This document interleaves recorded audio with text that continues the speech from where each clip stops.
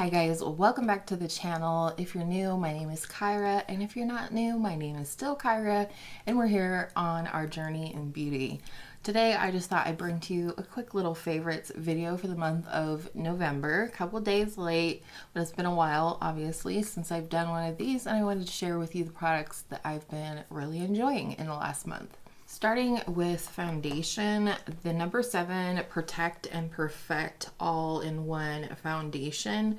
I have the shade Warm Beige. This is getting a little dark for me, so I have been mixing in a little bit of my Shiseido Synchro Skin Self-Refreshing Tint because it is a very light shade, and together they're perfect.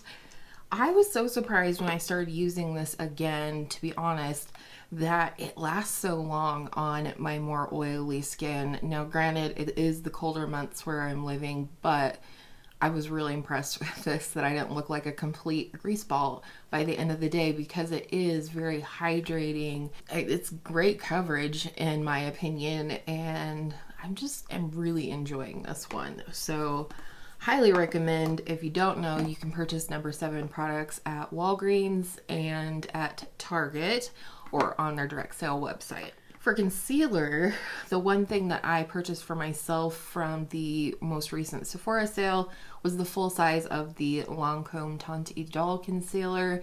I have mine in the shade 215 Buff Neutral, and I absolutely love this stuff. I can just use this and feel really good about the way my base looks without foundation, but I also love this to go with a lot of my lighter weight foundations because this was very thin, very lightweight. It reminds me a little bit of the Maybelline Instant Age Rewind in that it is so thin that it just blends in beautifully, but I definitely think this has more coverage than Maybelline Age Rewind, and it's a little more hydrating. So love this stuff. I know this is not new.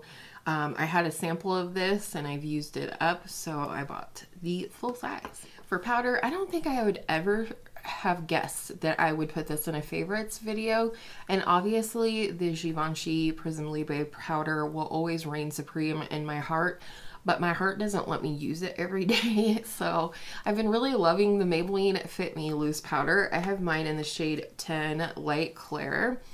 Looks like there's no stopper or anything like that inside, but it is a beautiful, very finely milled powder. I love using this with a powder puff in my T-zone and then just fluff it on the perimeters of my face with a big fluffy brush. This is a great powder if you like to bake or carve out your contour or anything. We're going to be using a lot more powder than you normally would. I think this is a great way to do it because this is about $5. So definitely recommend this. I've seen people love and, rave on this for years on YouTube and especially on TikTok, which is how I ended up with this. TikTok made me buy it. And I just always thought, no, it's a cheap powder. It's not going to do anything for me. I'm not going to like it, but I love it. I was wrong. For a bronzer, I've been getting back into my Charlotte Tilbury Filmstar Bronze and Glow. I have the lighter shade, and I have definitely expanded the pan on the bronzer.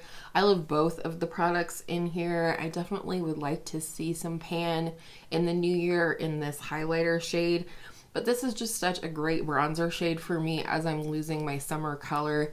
It's not too warm and it's not too cool. It's one of those products where when placed correctly, it does give that little bit of a cooler tone shadow like a contour would, but it also, when blended out and put on the top of the cheekbones, it's warm enough to come off as bronzer as well. I mean, it is called Bronze and Glow. So love this product. It's a great dual action kind of deal. All right, getting into highlighter, an oldie but an extreme goodie. One that I tend to reach for a lot this time of year because it has a soft golden glow. It's not a summer golden glow. It's perfect for this time of year. And I really tend to like more glow from within type highlighters during this time of year, during the colder months, and this one is perfect for that. It is the queen, the Essence Pure Nude highlighter. Mine is starting to crumble a little bit here in the middle. I've had this for years and years and years, and it's just barely flattened on top. But anyways, this is the most beautiful highlighter. If you haven't seen it, you might be living under a rock, but as you can see here, it's just a beautiful golden champagne glow, very soft and beautiful. Next, I have two blushes and then an eyeshadow palette. The first blush is a powder blush. It will not swatch like anything, but it is the most beautiful blush, and I've used it an absolute ton recently, and that is the Charlotte Tilbury Cheek to Chic Swish and Glow blusher in the shade Sex on Fire. This is so pretty. It is very much a nude blush. I used this, I did a Marilyn, like a true to the times Marilyn Monroe look over on my TikTok. I'll link it below if I remember, but this blush is actually an exact dupe for the color of blush that Marilyn used to always wear. So I used it for that, and ever since I've just been gravitating toward it. I took this with me to Vegas as my only powder blush, other than one I think in my face palette, but this is beautiful. It's a perfect everyday blush. I just love it to bits and pieces. I feel like I'm actually making, you know, like a dent in the pan, so yay. This one will swatch well though, and this has been my favorite cream blush for a minute now. This is a mini or a deluxe sample size of the Merit Flush Balm in the shade Beverly Hills.